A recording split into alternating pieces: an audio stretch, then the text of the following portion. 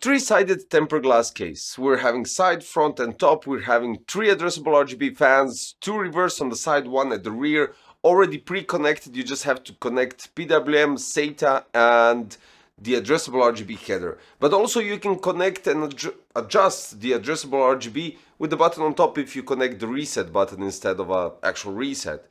Guys, this is ANTEC CX600M Trio addressable RGB, and Trio stands for three-sided tempered glass, so you literally don't have anything on the top. And this reminds us of course, Lian 011 Vision and 011 Vision Compact. Now, this case is much smaller than those because it supports only ITX and micro ATX. So in those terms, you do get less space. And you can see that because we're having a triple slot GPU right here, which can fit the fans here at the bottom for intake. I mean, it would be really strange if it didn't. And I do have to mention one more thing. I'm rocking the M80X motherboard that has PCI Express slot lower down for the SSD on top. So if you can grab a micro ATX motherboard that actually has a support for a graphic card to be a bit higher, then you're definitely in a good position, because then these fans create a better intake.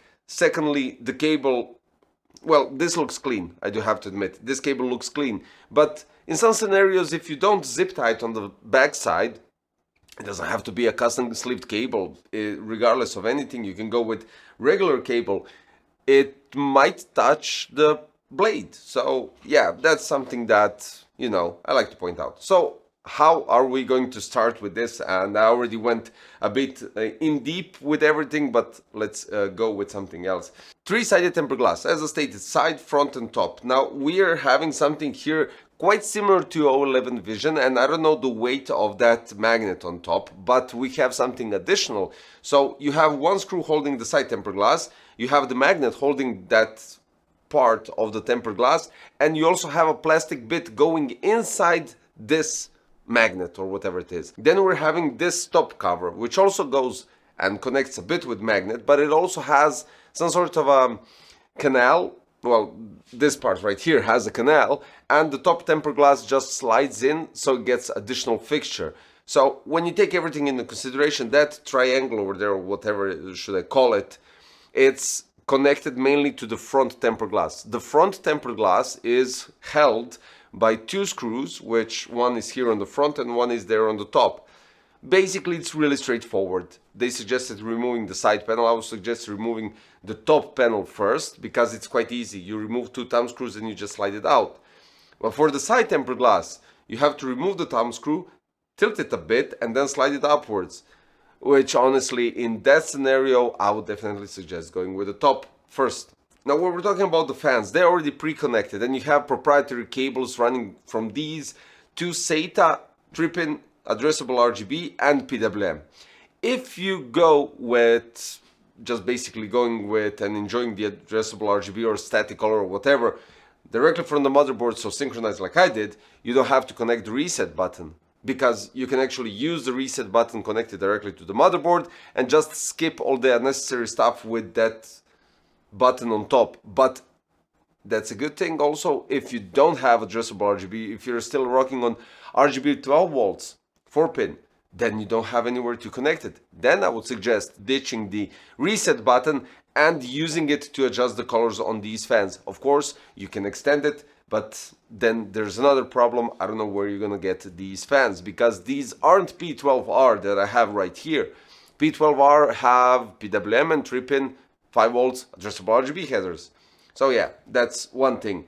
Now, the back side, when we're talking about the connections of the fans, kinda is a bit of a cable clutter, and the connection for the IO ports isn't organized. It's just lower down, so you do have to do that. And the back, as you can see from a close-up, looks a bit cluttered up, but that's completely my fault, because I wanted to have a nice representative front, so I used cable extensions, as per usual, as you know. But in this scenario, what this creates is the cable extensions need to be a bit longer, just so they have enough room at the back to be bent properly, so you can organize them. And then you get full-length cables of the power supply at the back. Of course, you have the possibility, because Above the power supply, and you can go with full ATX power supply, no problems, you have some sort of caddy for two 2.5 inch SSDs, which can be removed with 4 screws, and then you can zip tie there the cables and do whatever you want. It's really straightforward with that. Now, they suggested going with a 360 radiator, and this is the maximum that you could go with here at the bottom. Of course, in that scenario, what happens if you go with a regular AAO that has a pump on the block or in the block, it really doesn't matter, you're getting all the air in the pump, and that's not good, as you already know. So my suggestion is either air cooler or 240, or and you can do that, you can go with a radiator at the bottom, AAO, but only if it has a pump on the radiator. As I stated at the beginning, or I stated it in somewhere else, we have InWin MR36 that had the pump on the in the radiator. That's the only solution that you could go with the 360. Custom loop, possibly, but there is a scenario where they lost loads of space. So, for instance, you don't want to risk with the 360 at the bottom, you want to go with 240, or eventually maybe you could squeeze a 280, but I'm not quite sure on the side. The thing is, why not go with much thicker 240, right? You can't, because one reason, and that is good and bad. They wanted to go and create cable canals behind that, and they created some sort of an extrusion, which you can see from a close-up. It really doesn't make any sense, because you'll be pushing the cables from the front here on the side, and they lost quite a lot, 4 centimeters or even more at the back, for being able to just basically place a radiator at the back, because there's nothing happening. If you go there with cable management or place any type of cables, they'll be obstructing the airflow, and you won't have any sense using the side fans. So basically, it's either modding or something else. Cut down those segments, place a huge radiator on the side, reverse fans on the side, and that's it. That's the only solution that I see, going with a thick radiator. If you go with an air cooler, you're limited to 160 millimeters, and I would definitely suggest going with 2 fans, and I used 4 heat pipes. I would definitely suggest more, 6. That would be much more approachable when we're talking about cooling. So as I mentioned, on the I/O ports we have a reset button, but you also have, of course, power on button, a 3.5 millimeter 4-pole jack for microphone and headset. And here's a funny thing, you have USB 2.0, which, okay, no problem, but then the USB 3.0 and Type-C are connected with the same cable.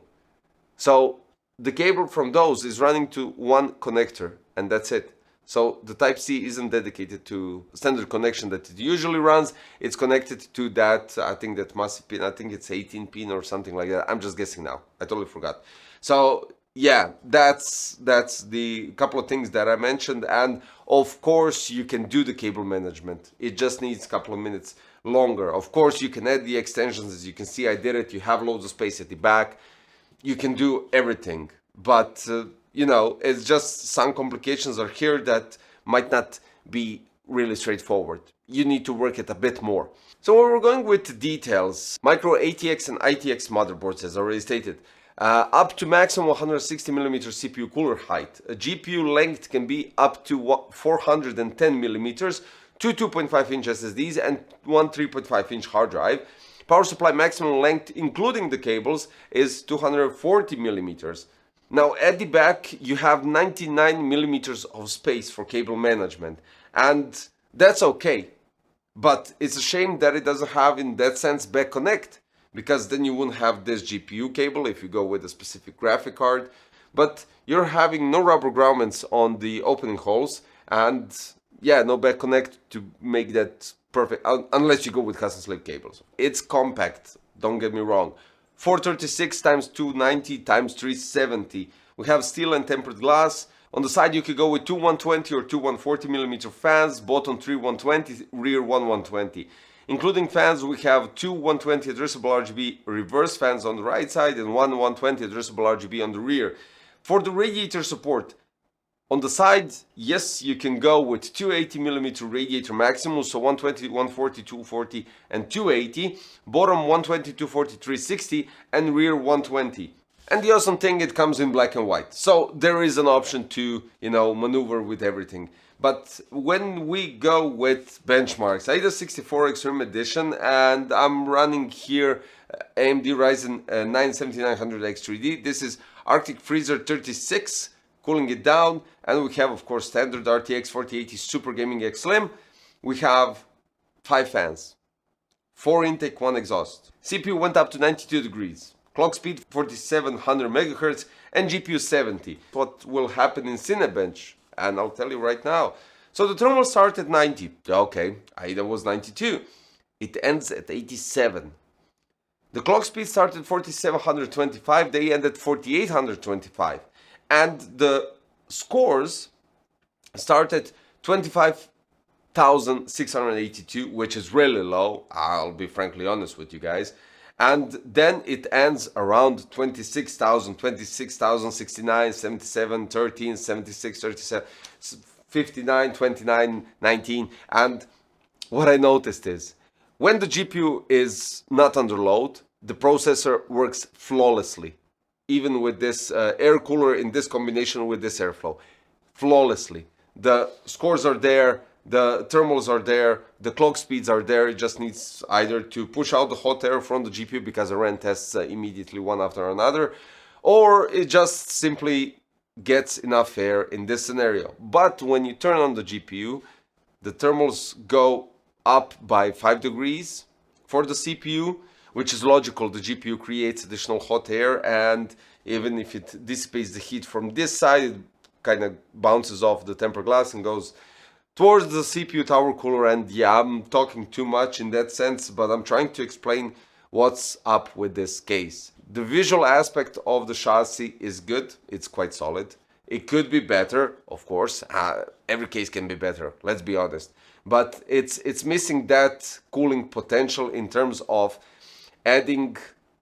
You don't have to go with a 360. You don't have to go with, I don't know, 178 millimeters of height in CPU tower cooler, 12 heat pipes or whatnot, okay?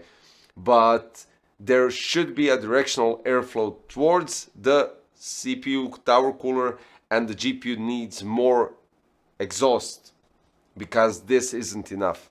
And I mean, it isn't enough. It is enough because it's running on 70 degrees. But then when you compare it to other cases where when this GPU runs at 67, and then you have other cases that are also airflow and then 71. So yeah, in that sense, I'm kind of torn with this case. It looks good. It performs good on the CPU while the GPU is not working. But then when the GPU is working, it performs outstandingly good, surprisingly good. But then the CPU goes 5 degrees up.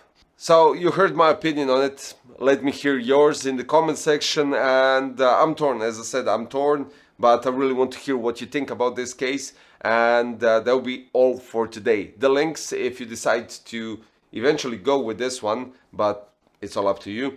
We're having the ANTEC CX600M Trio addressable RGB, 3 P12R fans, which are reverse blade, addressable RGB PWM, and of course powering it up is ANTEC HCG Pro, 1000 watts platinum, and that'll be all for today, guys. Thank you for watching. See you next time. Bye bye.